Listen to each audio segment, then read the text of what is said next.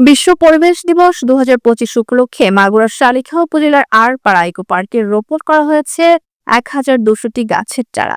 শনিবার সকালে এই কর্মসূচির উদ্বোধন করেন জেলা প্রশাসক মোহাম্মদ ওহিদুল ইসলাম। উপজেলা প্রশাসনের আয়োজনে এবং সিএনআরএস ও কৃষি অধিদপ্তরের সহযোগিতায় কর্মসূচি বাস্তবায়িত হয়। মূল অনুষ্ঠানে সভাপতিত্ব করেন উপজেলা নির্বাহী কর্মকর্তা মোহাম্মদ বনে আমিন।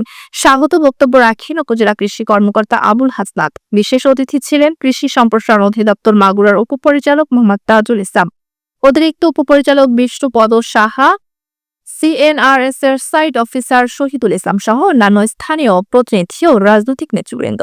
আড়পাড়া ইকো পার্কে ফলজ, বনজ ও ঔষধি গাছের এই চারা রোপণের মাধ্যমে পরিবেশ সংরক্ষণের সচেতনতা বৃদ্ধির আহ্বান জানান বক্তারা।